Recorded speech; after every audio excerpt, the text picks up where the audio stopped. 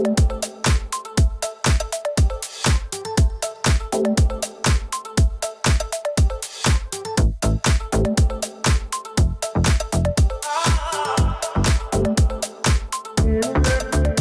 we're creating some agile supply chains is the title of the debate today. Regionalization, tariffs and ongoing military and trade conflicts have reshaped the supply chain landscape. With just-in-time giving way to just-in-case, buyers face new challenges in securing a resilient and competitive BOM. This panel is going to explore some of the strategies, methodologies and best practices for navigating through today's turbulent environment. So I'm absolutely delighted to be joined by Sebastian Schall, who's one of the founding partners and managing director of a company called Luminoval. And next to him we have Eyal Weiss from Cyborg.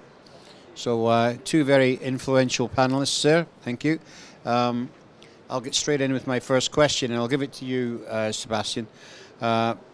How are manufacturers balancing cost efficiency with supply chain resilience as just-in-time evolves into just-in-case? And what does that trade-off really look like on the balance sheet? I mean, in general, it really depends, I think, on which kind of manufacturer we're talking about, right? If you're a kind of contract manufacturer that is basically following the orders by your OEMs, like it's always, of course, a dialogue that they have to have with them.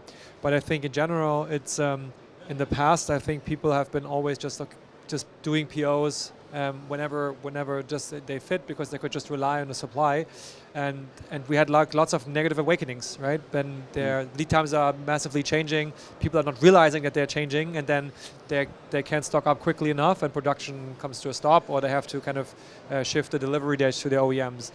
So in my mind, it's the key is always like having connected data, right? So only if you know what are your demands, maybe the demands from your OEM customers, and what is actually going on in the market, only then I can I really make an informed decision.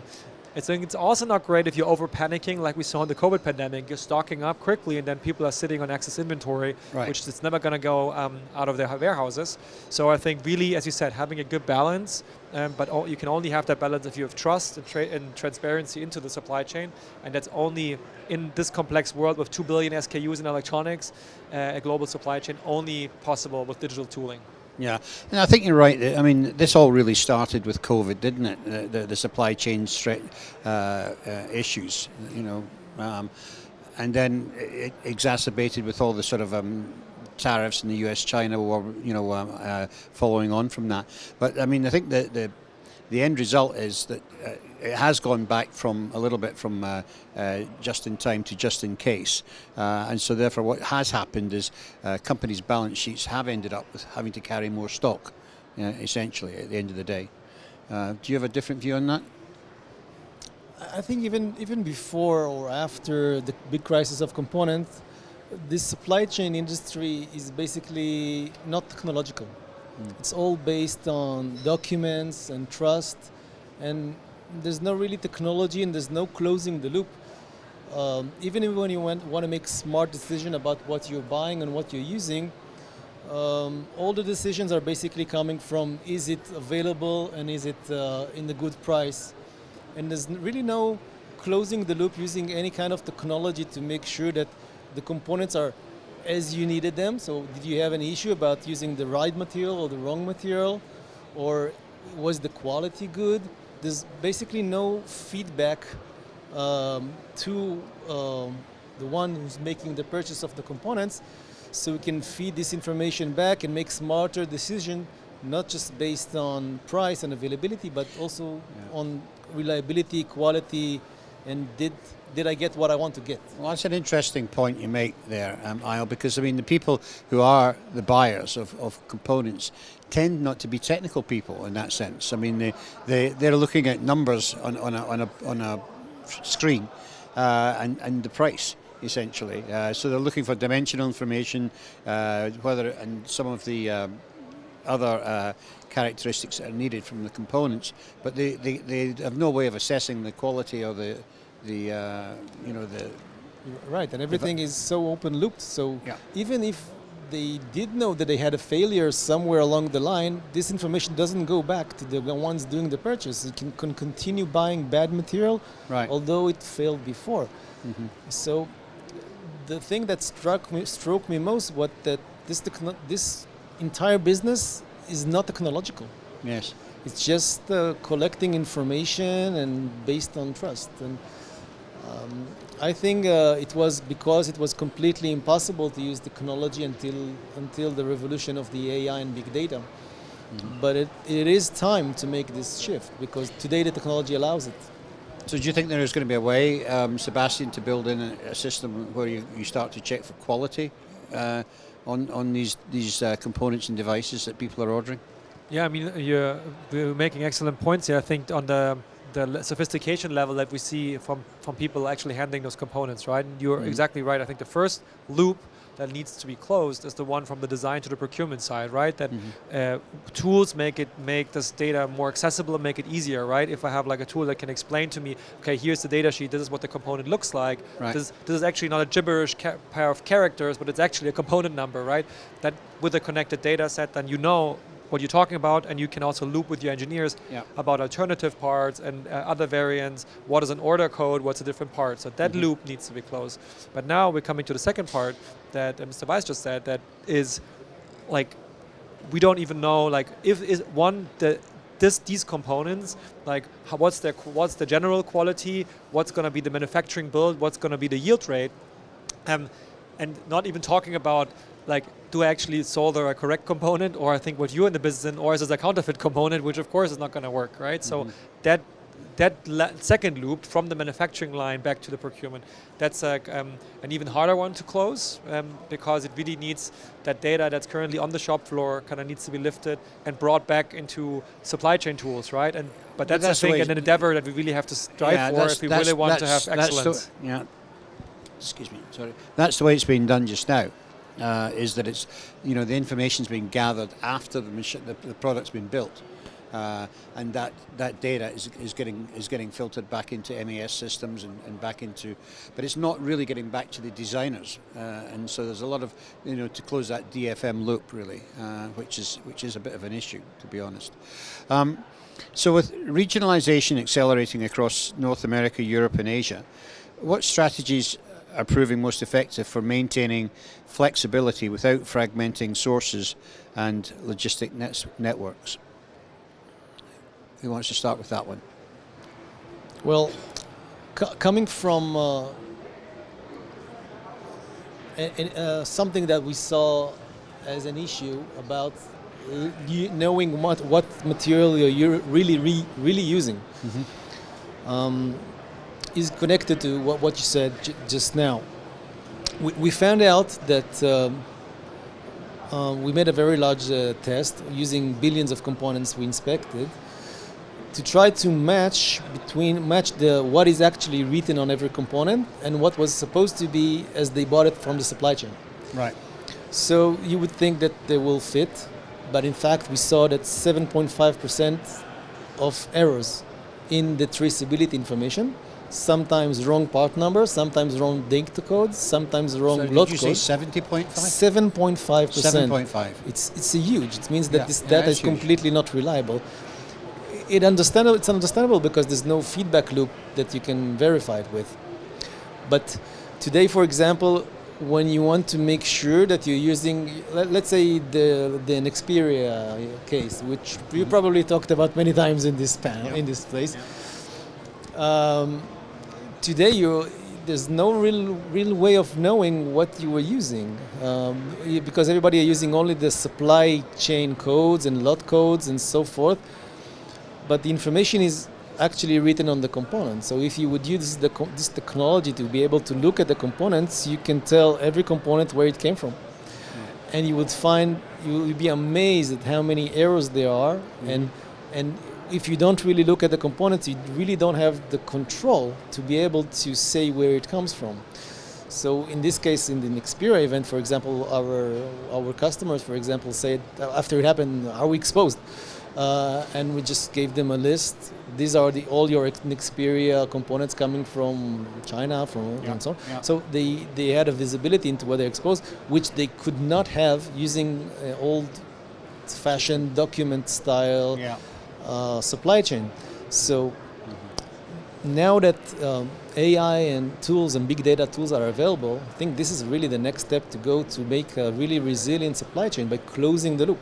Yeah, yeah. No, I agree. And I think the system that you've got is very helpful for that, you know, identifying the component, but can it identify, for example, if it's a component of the same value, but it's been supplied by a different supplier, you know, who might use a different font. It's not just a different font. It could be the material used, the shape of the component, the shape of the leads, the shape of the body. You can have many different variations that you can see. You can learn from how the component looks like to see if it's really authentic. Yes. Maybe it was replaced. Maybe it's a counterfeit. Maybe it's just there's just more information written on the component than there is in the supply chain information. Right. So it doesn't have to be fraud. It can just be information not known or not detailed enough. Right. Okay. You got anything to add to that, Sebastian, or you? No, I think it's super interesting. Okay. I didn't even think about that. You can, of course, also from actually checking the component, show the Xperia exposure, right? Because it's a similar thing that we did from the other side, right? From the supply chain, where, as you said, some companies don't even know where do they actually have Xperia components, because some people, especially on the OEM side, they sometimes manage their E-bombs in like a PLM as a zip file, so it's not even searchable. So it's crazy how little organization in the data is actually there. So one, checking this like data, where's my exposure, what are the country of origins of my parts, what is my risk exposure from the design and procurement side, but then actually showing, okay, which components did I actually use from which batches, which lots, right? These very much finer grained details is something that like we can really bring back from the manufacturing side. I think that is really, for me, really forming like a very interesting like information highway and layer that can hopefully finally bring some light into the dark here. Right, right, okay. All right, so I want to turn our attention now to supplier diversification and risk mitigation. How can companies identify, qualify and onboard secondary suppliers quickly, especially for critical components, without compromising quality, traceability or compliance? I think in general, I mean, we're happy to hear your thoughts on this, but we generally try to build up from this big part catalog of like the theory 2 billion components, and we have like a couple of 100 million in our system, and we're trying to find the edges between what are actually part alternatives that are verified by that are used, that are based on the data sheets, but also then potentially using some community sourced insights where many people are using these components together. This might also be an interesting alternative. So just trying to build up a good alternative network for parts to then be able to offer the companies first a view of, look, this is your exposure, this is where the country of origins of your parts are, and then also a proposed action of, if you want to change something about this is how you can work on it. So I think it's really first having clarity of what's my status quo, and then also having maybe decision support by software. How can I diversify given the goals that I have? Do you have any kind of reputational data that you hold on each of these component companies? Yes, we do. I won't say names, but yes, we analyze in what cases we had more issues and which we were not, and we make them available to the guys who are using our services, because it allows them to make smarter and informed decisions about what components they're buying, basically, and they're using in the systems. Right, exactly. So, yeah. Yeah, I mean, it's important because, I mean, I know from the PCB world, there's a lot of people getting Chinese PCBs in, and a lot of them are good, very good PCBs, but there are some companies that are making rather poor quality ones, shall we say. Yeah, this section of the supply chain, we were not just talking about the components going into the EMS, but from the EMS to the OEM, there's another step in the supply chain, which is completely impossible to monitor without technology. Think about it, you buy you get a board from your EMS or you want to integrate it into your system. Yeah. What way of incoming inspection do you have? You can have functional, that's good, but you have no way of knowing that the board was actually made according to your requirement and your AVL and your approved BOM. It could be by mistake, or it could be by not a mistake, or maybe someone added a component or replaced the component, and maybe the hardware assurance, the cybersecurity is not assured, because who knows what was put in. Right. Especially, tension in the global world today, where it's the easiest way to attack through hardware, because we've heard the stories many times. There's so many stories about that, like that. And there's no, if you're not using technology. What about the pages that Israel sent to Hezbollah? I mean, there's plenty of stories out there. Yeah, there's plenty of stories. Some of them are really explosive. And so if people just trusting what they get, and sometimes they're doing tests in the production side, but there's no way of really verifying. So, I'm not saying it's just to say it, because today the technology is available, and you can just scan the board before it goes into assembly or introduction or integration, and verify that all the components. So every one of them is something written on it, or the shape is known, so you can know that this capacitor is made by Murata, and this IC is this part number that I wanted by ST Micro or whatever. It's like a verification system. It's more like a hardware assurance, because you're selling this to someone else now, and you want to be sure that there's nothing implanted or replaced, or it's completely safe to use, and you want to make sure that you can comply with regulations by your customer. Let's say your customer says that I'm not allowing Chinese components. Yeah. How can you prove it? You can't. Here, I have a scan of all the components. This one is not. I can tell you the country origin of all of them, so I can assure my customer that I can. But I often wonder. They talk about tariff. The tariffs and the U.S. tariffs are at so many different levels.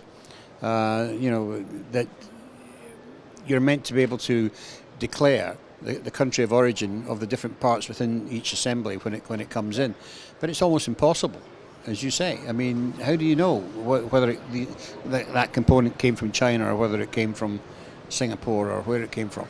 Exactly, especially if it comes from another one who manufactured it, some other EMS who did the manufacturing, and you're the OEM who integrates it in your product. So you have no real way of assuring, except for the documents that you get from your EMS, which he also have no way to verify. Right. So you can end up just producing the beepers unknowingly and delivering it to your customer, who's not suspecting it, but basically nobody really verified that this is what you wanted. That's what it is. It's a problem. Okay. So let's move on. So what role does AI and predictive analytics and digital twins play in building more agile, transparent supply chains that can anticipate and respond to disruptions in real time? So this is the way it's going. Do you have any view on that at all, Sebastian? Yeah, I mean, I think in general, AI as a technology has been around for quite some time, right? People are just getting excited about it now, because with the foundation model movement, we now have very big models where there are lots of capex, billions of dollars went into, that are very all-purpose and generic, right? But I know probably from the same with Cyborg and Luminova, we've been using different technologies for quite some time. The big difference was you had to purpose train models for specific use cases, right? And now it's just more generic, and specifically, I would say the unlock of general language and vision understanding has been significantly increased. So that means I think specifically when it's about parsing documents that are out there, but also parsing maybe news information that's written about some issues in the supply chain. So I think that vast amount of unstructured data can now be kind of brought back and structured more efficiently, right? I think that gives you additional visibility into the supply chain. There's definitely also very cool new ways to interact with tools, to do comparisons and so on. But I would say that's the biggest unlock with this last wave of AI from a data structuring perspective.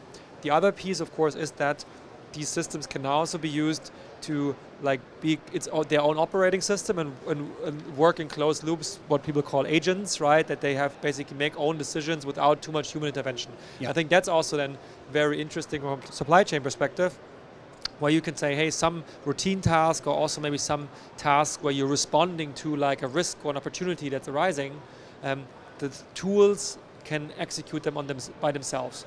But you will see a future coming where you have these little purchasing bots, like alert bots and so on, that are kind of constantly monitoring the supply chain for you and then also potentially taking action to prevent crises and giving you a competitive advantage. So I think that's the new wave we see on the more business process level, but very curious also to hear from you guys on the manufacturing floor level how you think about the new wave of technology.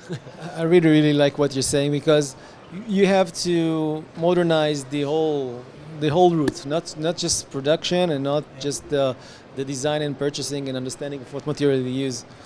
And what we're doing is we are basically looking at components. Yeah. So we're saying, okay, this is my component. I can look on the top side and see what's written on it and decode it automatically. Yeah. Which is not simple, by the way. And then look on the bottom side, you see that everything is good quality. Good. There's no counterfeit component. It's good, so I can use it. So basically, this is what we're doing. We're looking at components before and after we place them on the board, and we keep a record of them, so we know exactly what we're using. We're eliminating the risk of using wrong material, the ones that we don't want to use, or counterfeit material, or defective material. Right. And we're collecting all this big data because it's a lot of data. Think about it, one production line will mount about 1 million components a day. Right. So we've been working on this for 5 years, so we collected more than 6 billion. So it's a lot of information. And you can use this information to get it back to the procurement, to understanding what material you're using, to handling recalls better, to do better deep analysis of failures.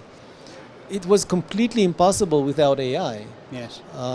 But now that we have big data capabilities, it's entirely possible. And I think a few years from now, it's going to be like unspeakable to not check your components. Yes. I mean, why not? But I think it'll be done automatically using AI. Yeah. Or agentic AI. There's no way to do it without AI because it's so much big data. As you said, there are hundreds of millions of types of components, so it's impossible. No, I agree.